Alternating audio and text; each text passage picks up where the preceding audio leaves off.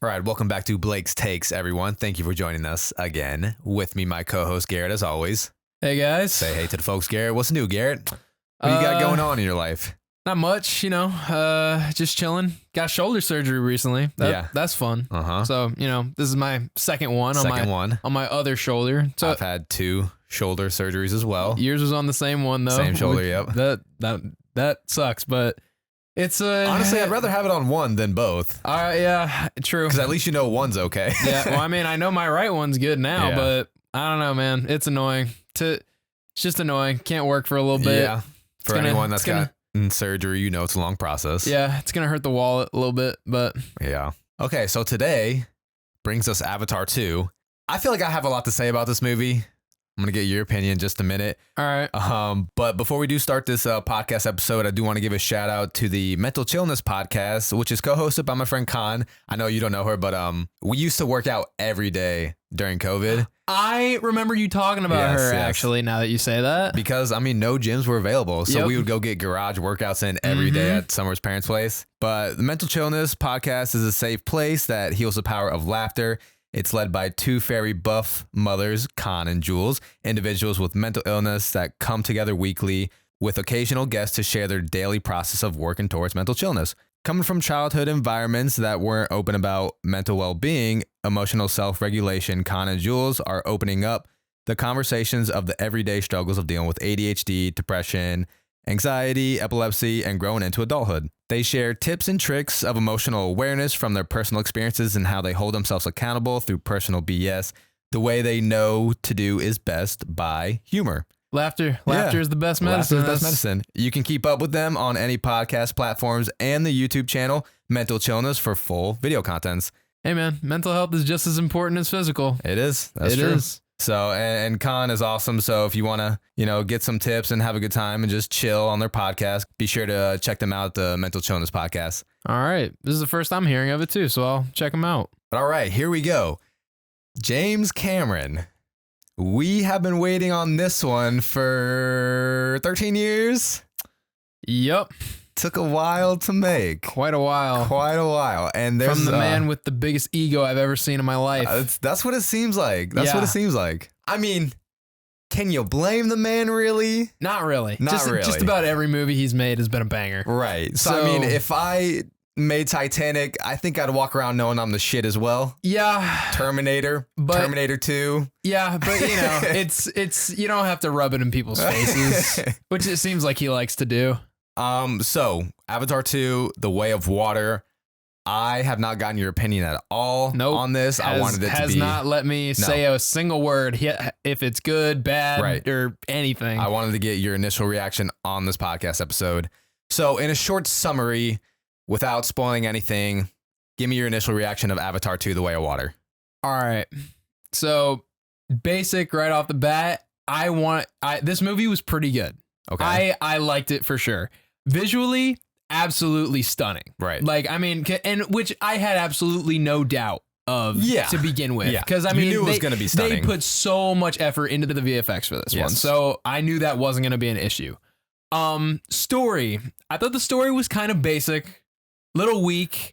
I had a hard time connecting with the characters. I wasn't so invested in the story. Right. And it kind of felt like the same thing as Avatar 1. Mm-hmm. And that was my basic takeaway from this whole thing. And I've been hearing a lot of opinions on this movie. And one opinion that I heard was that this movie seemed to be a lot more focused on world building rather than character development. Interesting. Yeah. Which it does seem like that. Yeah. We got we see all the water tribes and water clans and whatnot. I thought the Tulkun thing, the whales that we see in this, where that one was kind of weird. I thought that kind of came out of nowhere. I was like, interesting.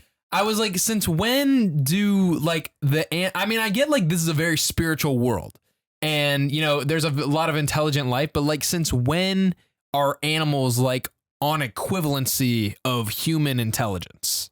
Because that's what it seemed like. What's funny is that was actually my favorite part of the movie. No, I liked it, but it just seemed like it was out of nowhere. Interesting. Okay. You know what I mean? Did you like it better than the first one? Did I like it better than the first one? I want to say no. Damn. Okay. I wish we could disagree because I didn't like it better than the first one. And I know a lot of people are they're really enjoying. They are like, this is definitely better than the first one. I've heard that too, but I want to say no because I want to say no too. Well, obviously because the first movie, you know, that was the original. So the script doesn't feel like it was, you know, thrown in the recycle bin. And, you know, we're seeing it for seeing it again. The story is in the recycle bin. The story in the recycle bin, Yeah. Obviously, this movie was visually beautiful. I knew it was going to be going into that. But like you said, I really couldn't invest in many of the characters. And it just felt more of the same of the first one. Yeah. And also, I will say, this movie was very predictable watching it. Oh, absolutely. Like I saw the ending coming from a mile away. Yeah. I mean, the first one was predictable in itself as well. But we're going to dive deeper, you know, once we get into more spoilers and all that. But initial reaction, I really was thinking I was going to enjoy this more than the first one, but I walked out not as invested in it as I thought I would be. Yeah. And I feel like there was just a lot of subplots going on with characters that I just couldn't pick one to invest in. Yeah, you know? It seemed like it. I mean, the main focus definitely seemed on, you know, his youngest son. Yeah. That seemed like to be our main character for this one.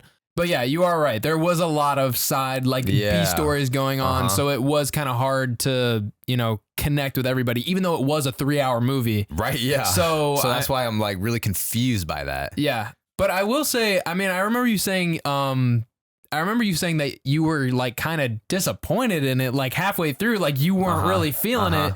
I'm gonna disagree with you there because like I at no point was I like, you know, in a rush to get out of the theater. Like I just enjoyed the ride. You definitely enjoyed it more than I did. I think that's where we are gonna disagree. I was kind of disappointed. I'm not gonna lie. I wasn't disappointed. I thought it was disappointed. I thought it was a solid sequel, not better than the first, but still a solid sequel. Okay. I just, for waiting 13 years and all, it should have been mind blowing. Of the hype that it was getting from James Cameron. I mean, obviously James Cameron made it. He's gonna hype the shit out of it. Yeah, no, honestly, and the fact that he like hyped it that much before the movie came out made me kind of expect less of it because I feel like a movie should just speak for itself. You don't need to advertise it's so good. Right. But yeah, let's talk about James Cameron for a second. So this is the most expensive movie ever made. Yeah. Without a doubt. It's in the range of what, like 400 to 450 million. And it needs to gross 2 billion for it to profit. For it to break even. That's insane. Yeah.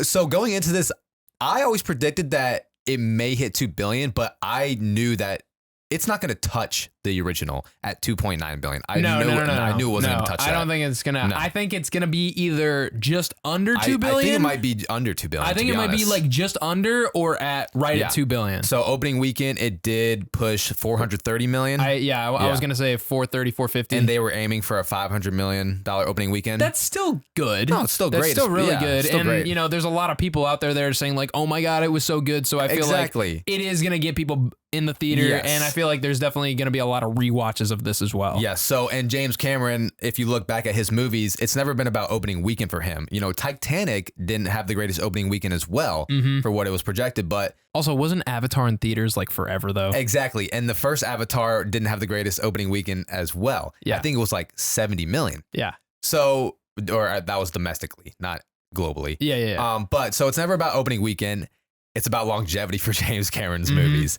And right now it's a great time for his movie to be released in theaters because you don't really have any competition going around right now. If you look at theaters and their showings, and it's Christmas time, families are together. This is going to be a great family movie for everyone to go see. Yes. No, I 100% agree. The timing of this release couldn't have been more perfect. Yes. But yeah, but I find that also I find it really interesting though, like who's going to go see this movie because I feel like it is going to be a lot of like parents taking their kids that they didn't have when Avatar 1 came out and like introducing them to the Avatar world. Yes, because it was 13 years. It was 13 years ago, bro. Yeah. You could have been you born. Do have those teenagers. You could have been born when the first one came out and, you know, been a freaking infant and then now going to see the sequel that at 13 years old. Yeah. So you do have the teenagers back then. That's all the first one. They now have kids, now taking their kids to go see it. So yeah, it is going to be a very family oriented viewing and I mean, the whole movie's about family. Yeah, that's true too. And also a thing about the first Avatar 2 that was able to help it gross as much as it did and going to help this one. there's like no showings of standard. It's all in 3D. It's either 3D, IMAX 3D. Yeah. Those are expensive tickets. Those are expensive tickets. So that helps the money. That's going to help them. Yes, that's going to help it rack up as well. Because as of right now, ever since the pandemic happened, it has the third highest opening weekend behind Spider-Man No Way Home in first, and surprisingly, Doctor Strange Multiverse of Madness in second. Really? Multiverse of Madness, though, wasn't able to reach $1 billion. Avatar 2, obviously, is going to hit $1 billion. Yeah. And Spider-Man No Way Home, $1.9 billion. It almost hit that $2 billion mark. So I'm really curious to see if Avatar 2 is going to surpass Spider-Man No Way Home. That is going to be a good competition this year. Yeah. This whole Avatar world building is just kind of insane to me, though, because they've already finished filming the third Avatar, and they've already finished filming the first act of Avatar 4. Yeah, I know. And the reason that's kind of insane to me is because that's going to give none of the, creative directors on this Avatar world building to be able to react to the audience's reaction to Avatar 2. Yeah. They're just really buying in and that, yes, as a creative director, you want to be able to tell your story. James Cameron, he's not going to give a fuck. He's going to tell his story. No, yeah, he doesn't do any fan service. He does James Cameron service. He does. But still, you're not going to be able to see what worked for it, what didn't work for it. Maybe reactions give you other creative ideas. I mean, yeah, agreed. But I think, his story is going to kind of stay the same. Like, I don't really think he's going to change that up very much. And I think if he does want to make any changes, he can always record more scenes. He can always bring them back. I feel like he's going to have them on call and be like, yo, we need to do some reshoots. Yeah. And also, I feel like if he wants to really like change some stuff up, most of that can be done in post. Yeah. And, James Cameron isn't getting any younger. So I'm sure he's and neither are his actors. Yeah. Yes, that's true too. So that's why he needs to knock these out. He does need to knock them out. But that's why it's just so insane to me because, Disney pushed $1 billion towards these movies. And I mean, I think they should be able to profit off of that. Oh no, I think this is a good investment for Disney. I think it's gonna work. And not to mention, this is also gonna help a lot for Disney World's Pandora World and Animal Kingdom. Yes. After this whole world building's happening, many people are gonna want to visit. They're gonna build more attractions with more things that we see in the movies. It's gonna be a whole thing. People are gonna want to flood Animal Kingdom for Pandora World. Mm-hmm. So in the end, this is going to be a smart investment for Disney. Yeah. But it's so funny to me because like we read this morning, this one person who shot for Avatar 2 thought the movie came out years ago and flopped. Yes. Yeah. And they're like, oh no, it's just now being released. That's freaking hilarious, bro. I think because they recorded for this like 4 years ago. Oh yeah, like 2017. Yeah, that's insane. And, COVID and everything did not help with release. Yeah. So, I mean, it probably would have came out like a couple years ago. Mm-hmm. Let me start talking about some rants, though. And if you are watching this on video, as you can tell, I'm wearing my Avatar Last Airbender shirt. The real Avatar. Yeah. It's funny. I wonder what people do think of when they hear Avatar. My initial reaction is always The Last Airbender. Always for me, too. That's always my first thought. Yeah. But honestly, I feel like anybody over the age of 30, it's going to be the blue people. Really? Blue. I feel like anybody over 30 is going to be like blue Avatar. Yeah. All right. So let's go over the cast real quick. And we have Sam Worthington as Jake Sully once again. Zoe Saldana as Neytiri. Sigourney Weaver, who plays Kiri, the adopted daughter. I noticed that. Yep. So I was like, bro, that's her voice. Yeah. That's her voice. They just made a younger version of her old character. Yep. So she's back as well. Yep. I didn't even know that she was like in it. I like realized that as I watched it. That's funny. Stephen Lang as the Colonel. Mm-hmm. That man's back again, bro. Dude, I was like, and when I saw him in the lineup for the cast, I was like, okay, maybe it's like some flashbacks. Yeah. Nah, bro. He's like the whole movie. He's our main villain. Yep. Kate Winslet as Renal, who is the wife of the Sea Tribe. Mm-hmm. Was it? Yeah. Yeah. You're right. The water people. Yeah. Cliff Curtis. We know what you're talking about. Yeah. Cliff Curtis as Tonawari, the chief of the Reef People. Mm-hmm. Jack Champion as Spider. Spider. Got a lot to say about Spider. You do? Kinda. Did you not like him? James Flatters as Netayam, I'm hoping I'm saying these names right. That's the first son. Neteyam. That's right. That one's Neteyam. Yeah. That one I know. Britton Dalton as Luok, second son. I hope I'm saying that one right too. Loak, Loak, I think. Loak. Yeah. Okay. Yeah. That's the majority of the cast. Cut us some slack, man. Yeah. They use some crazy names in these movies. So majority of the cast right there for you. I'm gonna go ahead and start with my biggest beef of this cast. I mean, not the cast, but like the characters. Yeah. It's gonna be my main antagonist, the Colonel. Yeah, it's gonna be the main antagonist. I don't blame you for that. I mean, like, I don't think. So, warning: we are gonna start heading into more spoilers. Spoilers now, yes, obviously. Yeah. So if you don't want spoilers, leave. Stop now. Go watch it and come back. Yep. First beef is going to be with the Colonel, and basically, he is our main villain, and it seems like he's gonna be the main villain of this whole Avatar world. I know. His character in the first one was not, sequel worthy. It was a main character for, it was a main antagonist worthy for one movie. Yeah. Because it was a very stereotypical villain. Yeah, he was. And also he died. Yeah. And the fact that they're trying to make this, what it seems like they're trying to do is make him the main antagonist of this whole Avatar world. I'm not digging that. Nah. And personally, I feel like there needs to be somebody bigger at play. Yeah. Not just him. And me personally, I thought it was kind of lazy writing that. Just have this whole plot armor like, oh, let's just go back. We're going to extract the memory from all these Marines and put them in Avatar form. That way, in case they lose. I just thought it was really lazy. No, I 100% agree with you. I was like, what was the point of that whole fight then? Exactly. Like, did we achieve nothing in the last movie? That's what I'm saying. That's what it feels like. Yeah. And I'm like, I don't want another movie where like this group of antagonists is a bunch of Marines again. Like that was the first one. No, this was the first. 2009. No, it's not 2009 anymore. Like, no, I really expected something different with an antagonist. And, I really didn't get that direction choice. I don't know why he did that. I don't know. Such a stereotypical, like motivation to be evil, greed, money. Yes. Like, so here's the other part that can not confuse me, but I was just like, what is this direction? So obviously it's the same shit where you have your group of colonizers who want, certain parts and DNA of this Pandora world for money, right? Mm-hmm. But then the mission, he's like, the Colonel, he's like, oh, what's our, do we have a mission? And and it's Jake Sully. Okay. The mission is to kill Jake Sully. Where's that going to lead you?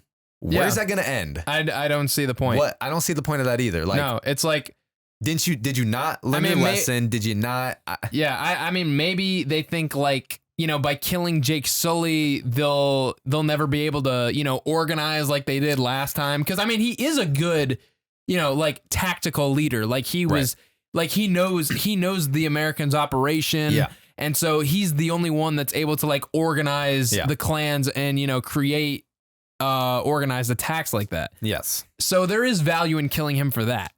But they act like they're not going to deal with resistance at all. But yes. And that's the thing. It's not going to lead to a bigger resolution for them. No, it's not. And so here, I'm going to give like a quick little summary of the plot just so you know what parts we're talking about. So yes, it's like what I think it's current to what the release is 13 years later, and Jake Sully and his family, he is now the head of that tribe, the Forest people. He is now the leader of the tribe, the Forest people, the Forest clan. The Forest people. Yeah. And where they're based out of is in the Hallelujah Mountains, the floating mountains. Mm-hmm. And they see that the colonizers are coming back, and they see that the Marines are now in Avatar form. Mm-hmm. And in order to save his people, he negotiates his family to leave them and go find a new home. And this new home that they find is the Reef people. So obviously that explains the way of water. And they have to learn to adapt to make themselves useful because, they don't accept any kind of slackers in this world. It's like you have to earn your worth. Yes. And the wife of the Reef people, the leader of the Reef people, is afraid that Jake's going to bring the war with him. Gee, this sounds familiar, doesn't it? Right. And then, the war does happen. It's so like predictable. Said, it's like the first one, so you should know what we're talking about. And that is my other beef that I have with the story. Now, okay, we'll talk about that later. Let's just stick with characters. Because damn, I just feel like I have so much to say about this movie. Yeah. No, there's a lot of things to pick on in this, honestly. Okay, and then another character that was not my favorite that seems like a lot of people enjoyed was Spider. Tarzan, basically. I mean, I don't have a problem with Spider. No? It makes sense. His character makes sense.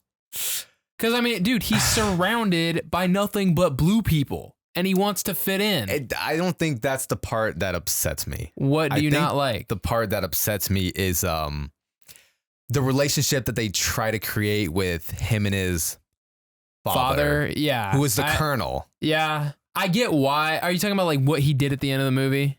Well, yeah, it's like, bro, there's been no relationship building between these two for me to feel any sympathy for what's going on with them. And I mean, the only redeeming part was like, you know, the colonel was like the only one who treated Spider with like any kind of kindness when he was captured. When he was captured, yeah. That was about it. But then, yeah, he sees like how cruel and shit he is and how he's like freaking burning down huts and, you know. Yeah. I mean, yeah. So it's like, what the? Okay. Yeah. So what character did you have the most gripe with? Yeah, honestly, I'm going to agree with you. It was our main antagonist. Okay. I was like, why is he back, bro? Yeah. Like, why is he back? Why is he back? Give us something new. Yeah. It was totally unnecessary to have him in this movie at all. Mm-hmm. It's like, damn, is he going to be the fucking villain for this whole Avatar franchise? Dude, is this Thanos? It really feels like it. You just see a lot of basic tropes in this movie. And one of them was your bully trope. I thought that was hilarious. Like, dude, it was like some high school shit. It is funny because this movie was filmed in 2017, and I know that's not that long ago, but being that it was filmed so long ago, you kind of get a feel of like the humor, you know, maybe some of the jokes that they had, and it kind of felt like it would be from, you know, the mid 2010s and whatnot. Yeah. The first one had a lot of basic tropes as well, so I'm not going to knock it for that. My favorite character is going to be Jake Sully's second son. So you did like our main protagonist this time? I did, yes, it was Jake's son. It was Jake's son. Yes. Yeah, I would argue he was more the protagonist than Jake in this movie. So yeah, his name. Like he had a lot of screen time. Oh in this yeah, one. Loak.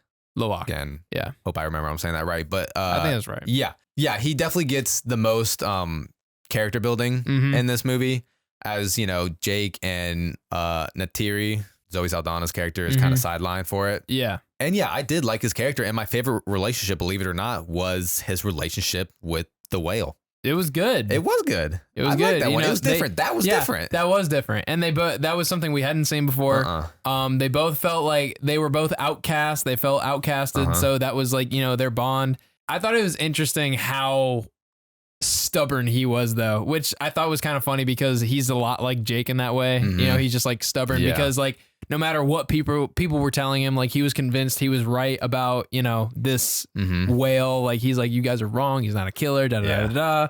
I did like his character though. Another thing I want to mention too that takes place in the beginning of the movie here's the thing.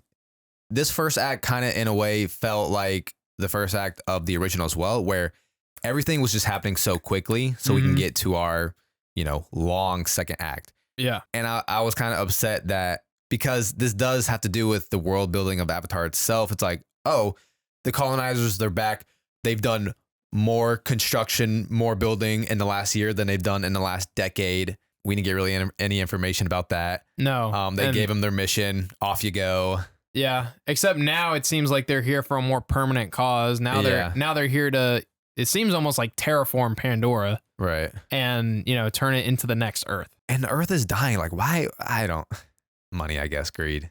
Colonizers. I guess that's just the main point of the movie. So now they're gonna come here and kill Pandora. And then have to find another planet.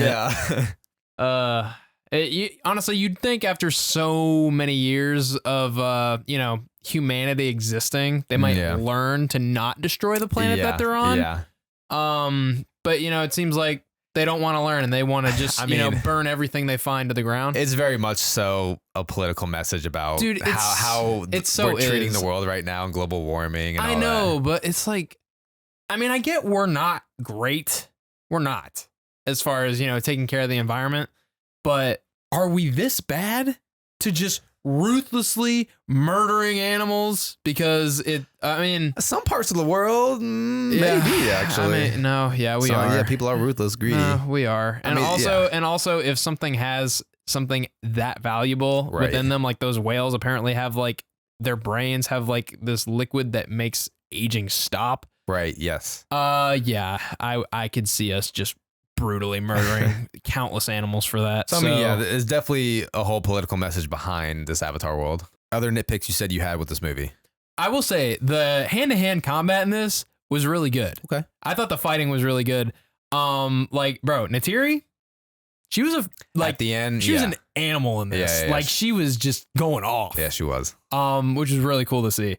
But one scene in particular that bothered me. Okay, so this is the second time that he had his daughters in handcuffs. Yes. I don't know how that happened again, but this is the second time that he has his daughters in handcuffs. He's telling Jake, to come save him, whatnot. And then he ends up like ambushing them, and him and Neytiri, like they're killing everybody. And then while this is going on, the general, he's just like kind of watching it happen. I'm like, dude, you literally have his daughters as leverage right there. Like, point a gun to their head and say, hey, knock that shit off or I'm going to blow your daughter's brains out. End of fight right there. But no, he just continues to watch and like cover his own ass. I'm like, dude, you literally have the ultimate leverage right behind you. That was like one thing that bothered me. Okay. I was like, that seemed really stupid. That was the only thing off the top of my head. That's the thing. I feel like there's a lot I could say about this movie that's just going to make it sound like a rant. And I don't want it to sound like a rant. I don't want it to sound like a rant because I did enjoy it, but... So what would be your favorite part then? I feel like I always have to think of my favorite part.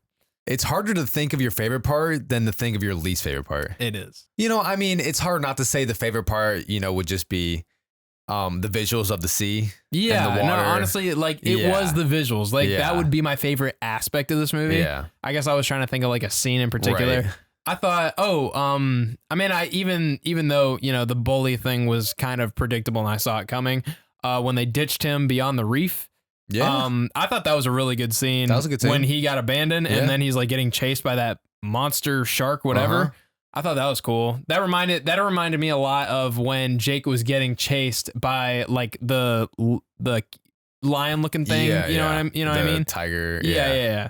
So that reminded me of that a lot because he was hiding like in tight corners where that big creature couldn't get to. And then that's also how we meet the Tulkun for the first time. Yeah. I hope I'm saying that right. Yeah. But yeah, so I thought that was a good scene and it saved his life. So that was cool. So I do see how, in a way, this was definitely just for more world building rather than story, I guess you could say. But I didn't think it did too many things to kind of separate itself from the first or maybe like elevate itself from the first. Visuals in itself were going to be elevated just because so many years. And also they literally developed new technology. That's crazy. Exactly for this movie. That's crazy. So definitely got to give props for that. Yeah. Because that's insane. And that's part of the reason why this took so long. Yeah. Because they had to figure out how to do all this shit like underwater. Yeah. And because there's a lot of scenes underwater, as you can imagine. Apparently I forget which actress broke the record, but they broke Tom Cruise's record for like longest breath held underwater for a scene which is like over 7 minutes. Whoa. Underwater. So that's crazy. That's crazy. That's crazy. It's funny you brought up Tom Cruise. This is going to be totally off topic. It's funny you brought up Tom Cruise. So if you went and saw Avatar 2, I'm sure see the previews and you see Tom Cruise is behind the scenes of Mission Impossible. Yeah. And the ramp scene where he rides a dirt bike off of this huge ramp off a cliff. Yeah. And parachutes. Free fall. For some reason, just that preview alone made me think, is Tom Cruise the greatest movie star ever? I think about it. I think he's willing to do the most for any role over any other actor. Because it kind of goes back to what Tarantino was saying, how there isn't really like movie stars these days because of the MCU and their, pre-existing comic book characters. Yeah. And it just made me think, I was like, you know what? Tom Cruise might be the biggest movie star there ever was. Think about it. Because you're going to see a Tom Cruise movie. You're going to see a Tom Cruise movie. Yeah, I know. I could agree with that. And between him doing all of the stunts, years of training of like skydiving. Dude, do you know how many qualifications this guy has? He has so many. Insane. He has so many licenses to do all the stuff that he does. No, absolutely, it's insane. It's absolutely insane. And even the little ad that he just posted on social media as well, where he's on a plane with the director, you know, just thanking for everyone for seeing Top Gun, and then he just, all right, we got to get this shot. Jumps off, and he's talking like to the camera as he's skydiving, just casually, like.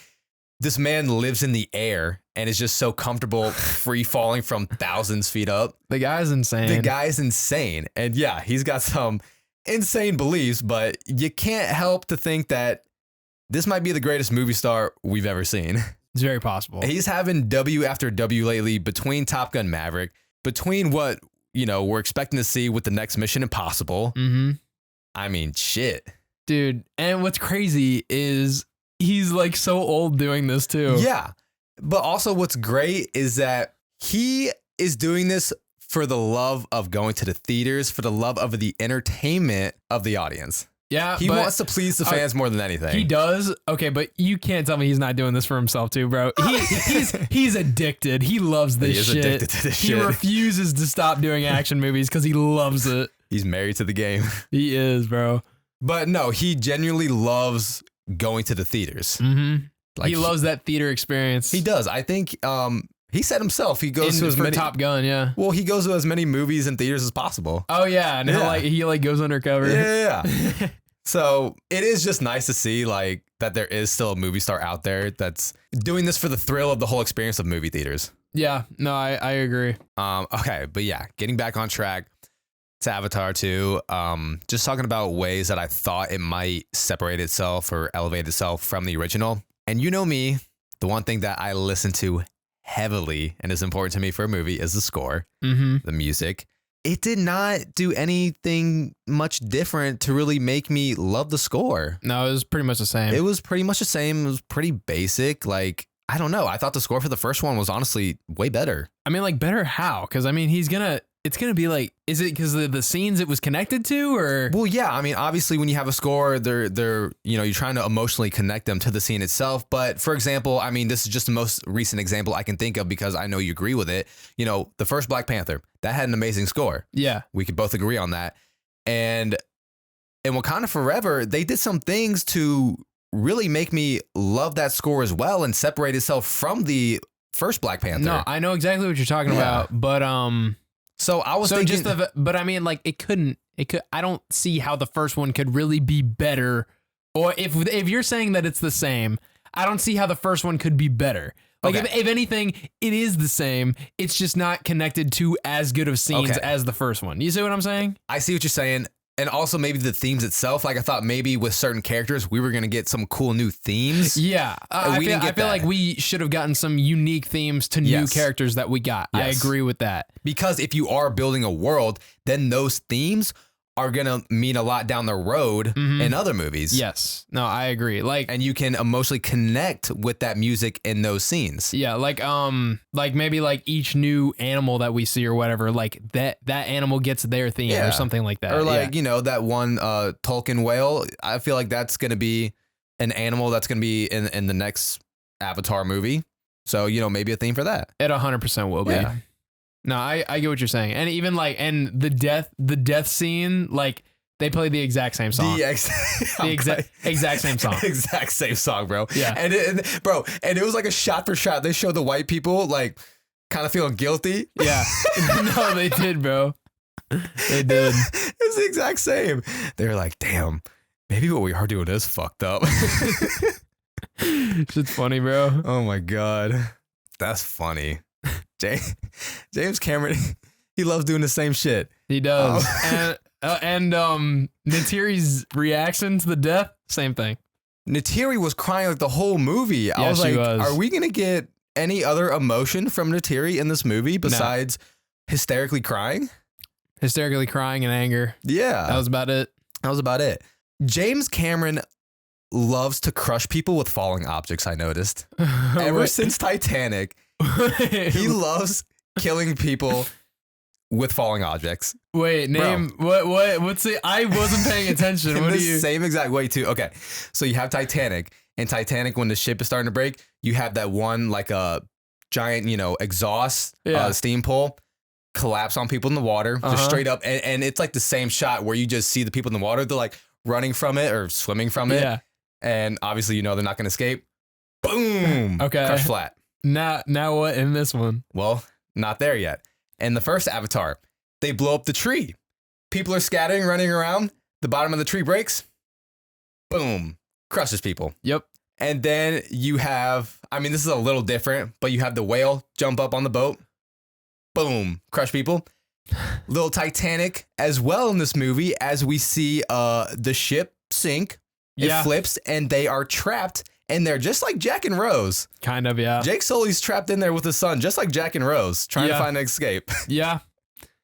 The man loves to use his own shit. Dude, he does. He does. You know what death I did think was funny though? What? Was the guy, the harpoon guy, when his arm got trapped. Bro, oh my! Bro, I knew that was happening. The second I saw his arm got trapped, I was like, "That thing's gone. It's gone. You got a full force of a whale. It's gone." Honestly, I'm shocked it didn't come off faster. What's now that you bring that up, because both of this whole Avatar world is going to be a very family viewing showing. The death scenes were a lot more brutal than I thought they would be. They were more brutal. They were. They actually kind of surprised me with that. I was like, dang, cutting limbs off here. Yeah, so I'll give them props on that. The violence was a little more brutal, which I like that. Yeah, and even with the bow and arrows. Neytiri was more brutal, for sure. Yeah. Dude, honestly, it seems like she's really, I noticed they used this scene a lot with her, or this move with her, was her, she's basically mastered aiming into the helicopter and shooting the pilot. Yeah. They did that 3 times. Yeah. And that's a cool. It's cool, but I'm cool fight scene. Come on, bro. There's got to be a more creative way to take that out.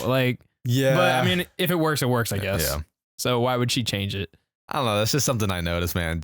James Cameron loves to use his own shit from other movies. And I think that's the only reason why I think I thought this movie was pretty good, but not amazing, is just, I feel like I've seen everything before. Yeah. It just compiled in a different way. It's just in a different environment now. Yeah. It's with the water. I know. I'm like, James, come up with some fresh material. We get it. You like boats falling apart. You like crushing people. You like crushing people. You like your sad music. You like your stereotypical villain. You do. You like colonizers being the bad guy. That's the thing, man. As a director, I feel like the older directors, it's harder for them to kind of adapt, change, and adapt. People don't like to change. No. But that's the thing, though. In order to stay consistent, and the longevity, as someone with as high of a status or as high as a title, you got to be able to change and adapt. You see it not only with movies, but for example, even in sports, you got to be able to adapt. And that's the way you just, are able to continue your career as long as it's gone. And yeah, back to the predictability of this movie, bro. Okay, so, Jake's whole goal was to, find safe haven for his family. Yeah. That's not going to happen. No. It's not going to happen. You knew anywhere that he went, he was bringing the war with him. And I thought that was kind of stupid and selfish. It's bro, if you left your clan so you could protect them, right? You left your clan so you wouldn't bring the war to them because they're after you, not them. But you go to a different clan and now you're going to fuck them over. I'm like, it's I don't care how far you are. You really think they're going to give up looking for you and you think you're going to disappear. And then you have the audacity to call that helicopter out there they can't track it and see where it's going, because that's what gave away their position. Oh yeah, that's what gave away the position. And I'm like, dude, if you're gonna do that, shut all that shit off and then fly. You do everything you can to make sure that thing is off the grid. Off the grid. And it was kind of just another copy and paste, with the first Avatar. Jake knew eventually he was bringing the war to them, but didn't tell them. And just like in this one, he knew he was bringing the war to them, but didn't tell them. I'm like, dude. So, it was just more of the same shit. Again, we're not trying to make this sound like a rant, even though it kind of is. Yeah. But there's just a lot of things to talk about with it. It is, yeah. There are. And That's probably like just the predictability and how much shit got repeated is like my biggest problem. It's like, it's not like they did it badly. Like they did did it well, but it's just. And there's a few little differences with, per se, the whole world building and some relationships. Yeah. But overall, it's like, I want to see more new stuff. Like, and I get you're also trying to play on the nostalgia of the old movie. I feel like that was also part of why he wanted to keep some things very similar. Right. But, I mean, I feel like as far as similarity, like, I feel like y'all already like covered that in the first half of the movie. Like, you know, you showed the forest. Bro, didn't he even say you're not in Kansas anymore again? I think so. I think so. Yeah. You're not. Yeah, he did say that. Yeah. You're not in Kansas anymore. You're on Pandora. I think that was a flashback. No. No? No. It was not a flashback. Curie, the adopted daughter, Sigourney Weaver, which they created this daughter out of Sigourney Weaver's DNA, out of Curie's DNA, or who the fuck? What's her name in the first one? Grace. Grace. Out of, they created an avatar out of Grace's DNA. So this is basically her daughter. But there was like all that talk of like, oh, who is her dad though? So there was oh wait, no, because she doesn't have a dad then. I mean, somebody has to be. Yeah. Okay. Well, they can like clone avatars. Right. That's what I'm saying. But that's not how the daughter was made. Really? She was you saw her in the womb, like in Grace's avatar's unconscious body. Okay. So it was in her body, and she was like it was like a natural birth. Okay. Because there was all that talk of like, oh, you don't even know who your dad is or whatever. Yeah. I was like, damn, that's mean. Bro, those kids were ruthless. Yeah. I was like, like, what are you, some kind of freak? Because she was like just minding her own business, chilling in the water. I'm like, so there was all the dialogue and talk of what made her different, and obviously she could control certain things in the Avatar world that others couldn't. Yeah, where did her superpowers come from? Right. Well, and they didn't. That's what I'm saying is they didn't really dive more into that. We didn't get any answers, and I don't know if that's something they're just gonna explain more within these other Avatar movies. They will. They're not gonna leave that just totally unaddressed. No, I know, and I mean that'd be bad if they did, but they got to leave some things to unravel for the other Avatar movies. Mm-hmm. But yeah, we just never really got any answers to that, which I really thought maybe they would. Give us some more. Give us something. Give us some more screen time with Curie. Yeah. Yeah. Give us the father. Give us. I don't know. Give us a reason. One clue to make us think like, oh, there's more to the story. Right. Because then there was the whole discussion of like how she could feel Awa's heartbeat and how it was mighty, and we still don't even really know like the true origin of Awa. No. Maybe that's gonna be like the whole finale of this franchise, like finding Awa, and explaining that. Yeah, that'd be kind of cool.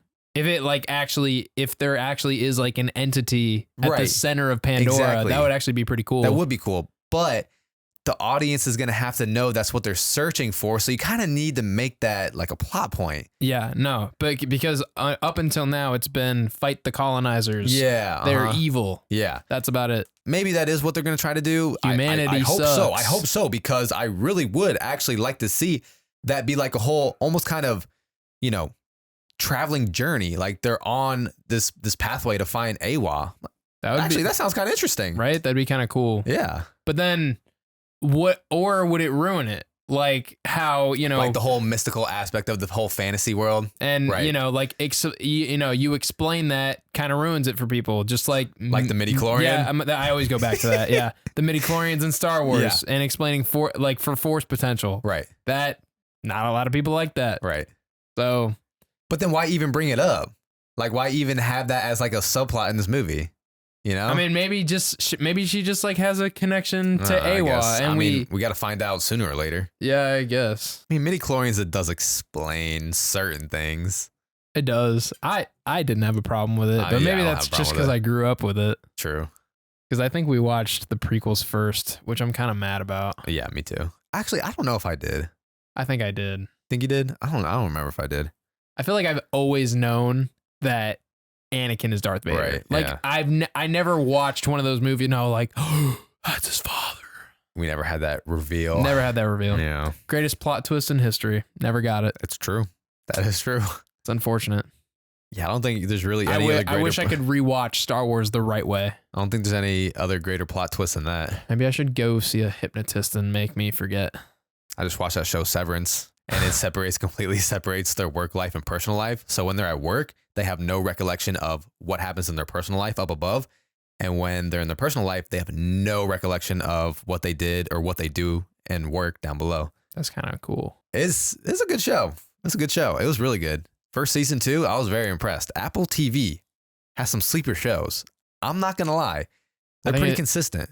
I think it's just because I feel like they're not sleepers. It's just people don't really have that. What, Apple TV? Yeah, streaming service. Just think about it. Severance. I've always heard great things about Mythic Quest. Ted Lasso. Ted Lasso is another great one. There was one with Isn't The Witcher on Apple TV? Is it? Is that Netflix or Apple TV? I thought that was Netflix. It might be Netflix. I think it's Netflix. Oh, and there's that one with Jason Momoa. There's that one. There's also one with Chris Evans, where his son is like accused of murder. It's like a whole lawyer thing. I don't know how good that one is, but I think it's a slept-on streaming service.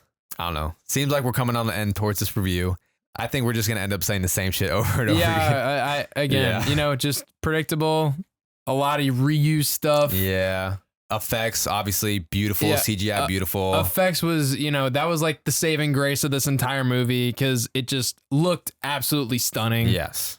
And, it was, they recycled a lot of stuff from the previous movie and other James Cameron projects. Yeah. But they did it well enough that it's gonna get people to the theaters. Yeah, it's, and, this is obviously us like being very nitpicky here. Yeah. And most people are not as critical as we are. They were like, honestly, I feel like more than half of the people that walk out of this theater are going to be like, oh my God, that was the best thing I've ever seen, like based on just the CGI alone. And just because it was like, it was in, good fight scenes, a very hateable villain. Yeah. So, yeah, I mean, that's another point is I feel like this is going to bring a lot of moviegoers that maybe haven't been to theaters and honestly, maybe years for some people. Maybe since the first Avatar. Yeah, no, honestly. So like it is going to bring a lot of those, easygoing moviegoers that will definitely enjoy this movie. It's a people pleaser movie. Yeah. It's it's a movie you're going to bring your family to and you're all going to have a good time. So, I mean, overall, this was not my favorite movie. I thought it was kind of underwhelming. Like we said, beautifully shot. Effects were amazing. All the scenes in the water, absolutely beautiful. There was a few relationships that I did enjoy, but I feel like there was just so many subplots going on in this movie that it was hard to connect with, certain relationships. And to be honest, I do not think it was better than the first. And I know a lot of people have come out saying that it is a step up from the first, but I'm going to say the first is still better. What would you rate this movie? What score would I give it? Out of 10. Out of 10? See, I feel bad giving it this rating because of like how much hard work went into it. Yeah. The new technology they created for this movie. Dude, I know that there's so much work that went into it. There is. But it's just like, give us a better story. Okay. So that's why it sucks. I know. No. The movie doesn't suck, but that's why it sucks to be critical. Okay. Because you know how much work went into it. I know. That's why I feel bad giving it a bad rating. Yeah.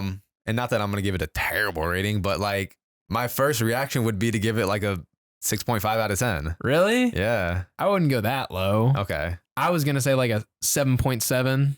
Oh, wow. Okay. I'd give it that. Okay. I'm definitely more critical of this one than you have been. Yeah. I don't know why. It just didn't do much for me. And yeah, I thought a lot of stuff was just recycled and I was not a huge fan of just kind of erasing everything that happened in the first one and bringing back the same villains, not having any characters really die. So seemed kind of pointless for the whole first movie to happen. Right. So if you're just going to bring everyone back. Yeah. So that part just seemed kind of lazy to me. So that's why I'm going to give it a 6.5 out of 10. But I do feel bad because like we said, the amount of work that went into it, you have to praise it to some extent. Yeah. And you really do. Okay. And I also will say, though, there was no bad acting in this movie whatsoever. Like every single actor did their job extremely well. And there wasn't really that much bad acting in the first one as well. Sure, there was, some cliche dialogue and stereotypical characters, but the acting itself has been good in both movies. Yeah. You know, even with the new characters and the younger actors that we saw, I thought all did an amazing job. Absolutely. And, you know, it's just the whole experience as well of going seeing this movie in IMAX 3D. Like, this movie was made for an IMAX 3D screening, and that's absolutely how you should go see this movie. Because, I mean, it does make it better. And I'm not the biggest fan of 3D. I'm not either. If you are going to go see a movie in 3D, it needs to be this one. Also, I would suggest sitting in the middle of the theater. I was sitting kind of the side, and it kind of like messed with my head. Oh, really? Yeah, like I feel like the wall was constantly in my peripheral vision, and it was like taking me out of it. See, I love an aisle seat. That way I can just easily get up if I have to go to the bathroom. Well, yeah. Which surprisingly I didn't for the 3-hour movie. I didn't go to the bathroom once. Interesting. I didn't either, actually. Yeah. Yeah. I like didn't drink water the whole time. But I love getting an aisle seat that's in the middle, like in the middle row, but getting the aisle. Cause I hate, if I have to get up, I hate having to like cross through everyone and their legs. And honestly, if you guys are hesitant to, like sit closer to the screen, I wouldn't stress too much about it with this. Cause I feel like with 3D, it's almost better to be closer to the screen. Yeah, I was sitting kind of far back. I was too. And I felt like kind of out of it. I was kind of mad I didn't have a seat closer. Right. No, I mean, there wasn't much available for me, but I did get a seat pretty far back. And when the movie was going on, I was like, damn, I feel like I could be sitting closer. Yeah. I had the option to like pick a closer seat, but I normally avoid that. Right. Yeah. Because that's just not, preferably, you know, I'm like kind of like closer to the back, like more kind of middle seat, but yeah, I could have sat closer and it would have been fine. Like, I feel like 3D works better that way. Yeah. If you are a fan of the first Avatar, I feel like you should be a fan of this one. Definitely a great movie theater experience. You know, even though this wasn't my favorite and I thought they recycled a lot of stuff, it's still a great movie theater experience that I feel like, you know, everyone just needs to go see. I love like the lore of this Pandora world. Yeah. And, you know, just like, and we still haven't really gotten that much lore. No, and we haven't gotten that much, but I like the world that James Cameron is creating. So I do like seeing it just for that, honestly. That's honestly the main reason why you go see these movies. Yeah. It's just to see the Pandora world. Did you know that the Na'vi live like 160 to 180 years? I did not, actually. Yeah. I was like curious about that. I was like, what are these people's lifespan? And they like live basically, it seems like twice the age of a human. Of a human, yeah. Pretty cool, actually. Yeah. So to me, it's kind of hard to see like where James Cameron end goal is going to be with this whole franchise. I obviously, you know, he wants to just kind of world build right now with the antagonist and what it seems like the main antagonist is going to be for the franchise. I just don't know where this end goal is going to lead to. I hope we get a different antagonist. I hope the story changes up a bit for this next movie and he focuses more on character building versus world building, because it seemed like this one was more world building. Yeah. All right. Well, there you have it. Our review on Avatar 2. I give it a 6.5 out of 10. Garrett gives it a 7.7 out of 10. If you've made it this far, thanks for listening. As always, you can catch us on TikTok every day at Blake's_takes1. You can catch us on Twitch mostly every Tuesday night at 9 p.m. We try. Yeah, we try. Just give us a follow. It'll give you a notification when we go live. You can find us on Instagram as well. And I need to make a letterbox soon, actually. Yeah, you do. Need to make a letterbox. Yeah. But yeah, just make sure to give us a follow on those other social media platforms. And as always, thanks for listening, guys. I'm your host, Blake. With me, my co-host, Garrett. And we will see you next time on Blake's Takes. See you guys.